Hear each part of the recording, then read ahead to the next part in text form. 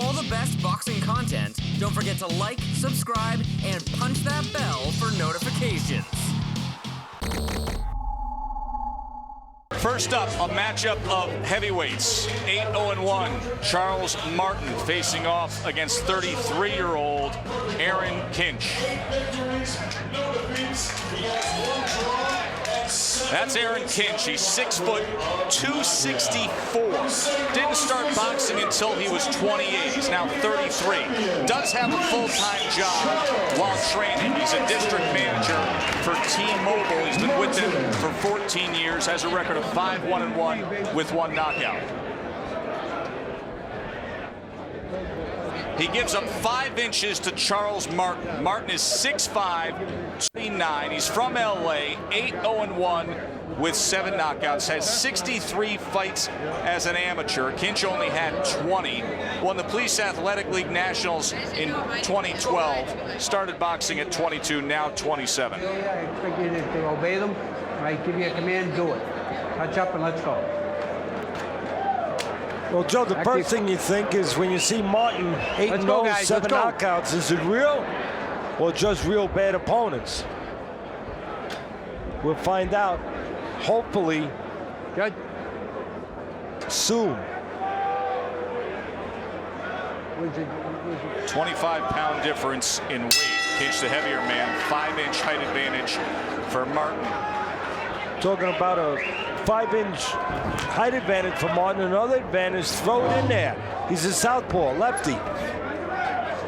That can always be difficult, especially for an opponent like Kinch, who took the fight on 8 days' notice.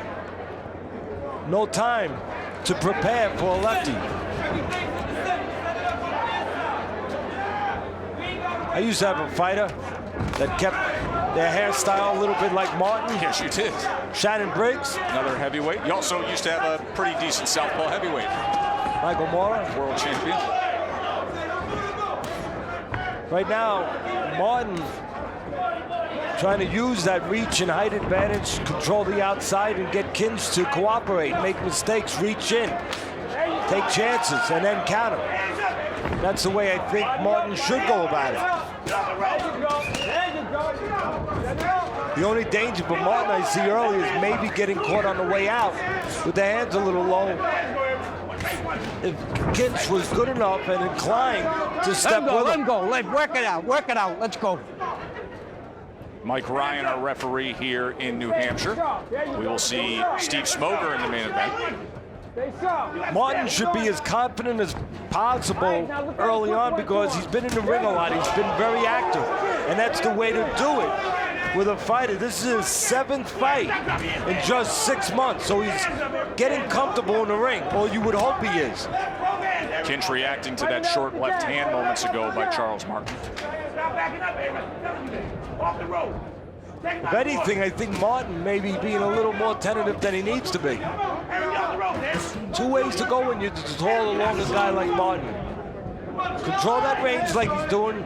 Lead with punches at the right distance where you can hit Kinch and Kinch can't hit you. 10 seconds, guys. Put punches together. And then, like I said, take that little step back, get Kinch to reach and create holes.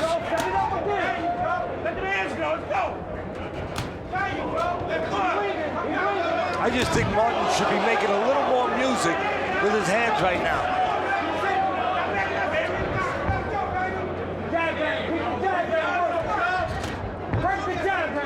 Martin not taking advantage. He's doing the first part, Joe. He's making Kinch reach in, which is what you want him to do. Expose himself. But then Martin not making him pay the price. And Kinch is, when he reaches in, as he does right there, it's almost a plodding right step that comes forward. There's a left hand that hurt. And a left hand for Martin that hurt Kinch, and that's the power hand for the southpaw. He can turn into it. So Martin scores in the final moments here of round number 1. Stay with us, short break, more to come in a moment. We'll be showing you that a little later on as we get ready for our main event. Josie and Lundy coming up, 10-rounder. Now round number 2 between Kinch and Martin, heavyweights opening up Friday night fights. Kinch 5-1-1 with only 1 knockout suggests not much power. There's a lot of reasons why you don't have power. One is you're not born a puncher, but the other is you don't know how to deliver a punch. I would go with the latter. Hard to knock someone out when you're throwing punches from left field and not delivering concise punches, clean punches. You could always probably also say that because when you don't have power, you're involved in close fights. Kinch, well, that's the case. He's been involved in close fights, and maybe you could say he's lucky to have as good a record as he does. He's been involved with a draw, and 2 of his wins have come by majority and split decision. That time he lunged forward against Martin. Again, Exhibit A, if we win a court of law, that it's hard to be effective with those kind of punches. Windmill sweeping right hand, and then comes bull rushing right guys, in. let each other go. Let's That go. head nearly went into the chin of Martin. I said it early. To 6'5", so that can happen here. Yeah, exactly, Joe. I said it early. The only danger I see really for Martin is on the way out when he steps out, that he doesn't go out from too close, where one of those haymakers, those long shots, can catch him on the way out.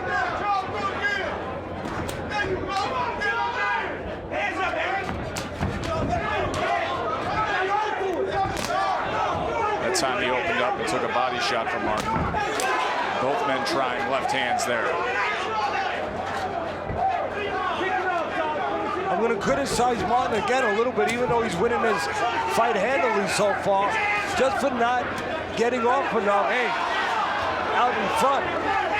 Just getting his punches off with the lead. There's plenty of opportunities. He doesn't have to make it so complicated. Use the jab, put punches together. You got a man shorter and a little rounder standing right in front of you.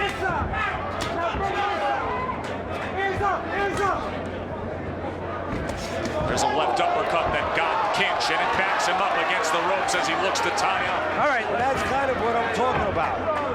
More the speed that should be there for Martin.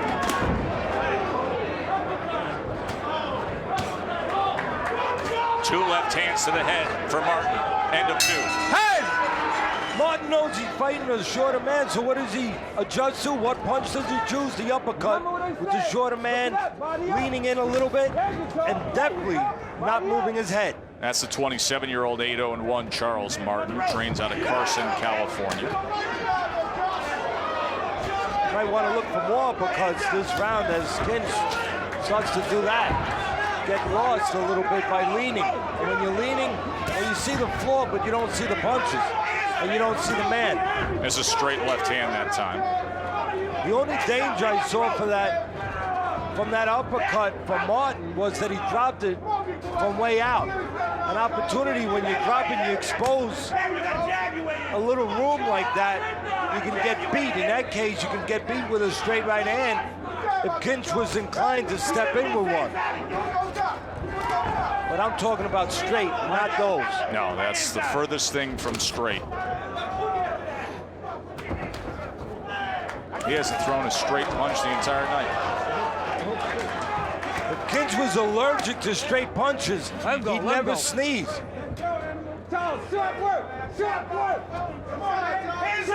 Or sniffle. Don't pull that long. Go short. Be right there, Charles. Put the lead out. Come on. Put the lead out, Charles. Again, pretty easy to make that one miss. Martin makes it miss, but does nothing with it. Doesn't make him pay. I don't care what the guy's throwing. If he's throwing punches, you don't want to keep giving him opportunities. Okay, guys, let's go. Come on. Hey, to keep rolling the dice until finally he starts hitting numbers. You want to make him crap out. And for Martin, that means throw a shot when you got Kinch out in space, exposed.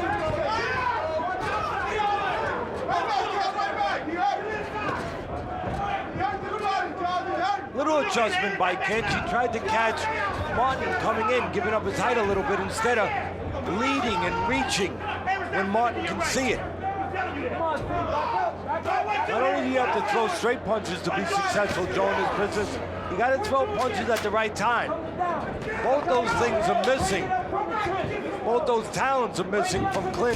There's that uppercut again, and this time it scores a knockdown. 3, 4, 5, 6, 7, 8. How you feel? You ready to go? Wipe up.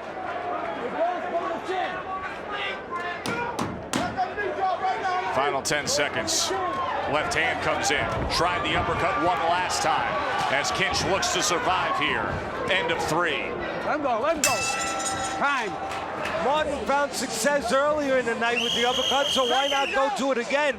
This time he finds more success. Seconds, let's go. Creates a knockdown for him in a 10-8 round on my scorecard, and I would think the scorecard's at ringside. There's the left uppercut. You have a cooperative fighter in front of you. Kinch shows you everything coming, reaches in, leans in. Why not use that punch? Round 4 scheduled for 6. Joe Tessitore, Teddy Atlas with you here ringside at Rockingham Park in Salem, New Hampshire.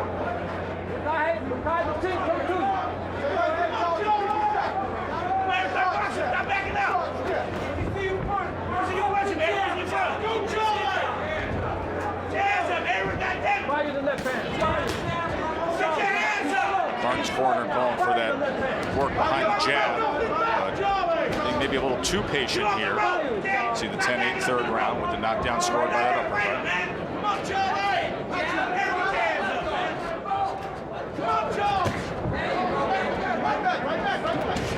There was a left to the body and then a right hand upstairs. The hand's starting to move more freely, as I suggested they should now. For Martin, as his confidence starts to grow and his trepidation starts to vanish as he sees what he has in front of him. Kinch covering up against the ropes. Martin looked to place that right hand to the body. Almost got caught with a right of his own as Kinch showed a moment off the ropes. That's the only place there's danger, as said early, for Martin.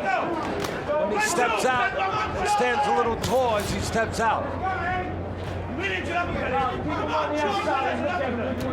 tall is a great thing when you're controlling distance. When you got the shorter man at the end, you punches. But when you're close to a man and stand tall, oh, there's always an opportunity for that man to crash some windows, break some windows.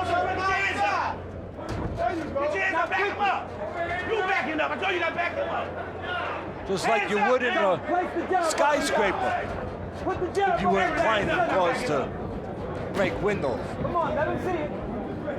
Come on, Jones! That's it. Back up again, bro.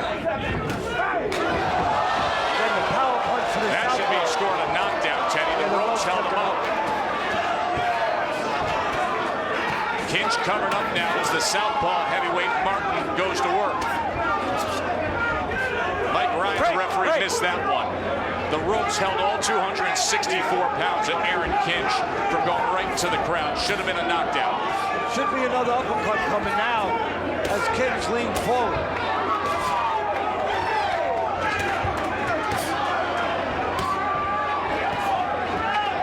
Kinch is in a defensive shell. Now he tries to tie him for a moment. Once again, waves it off. Now Ryan steps in and says, this fight is over.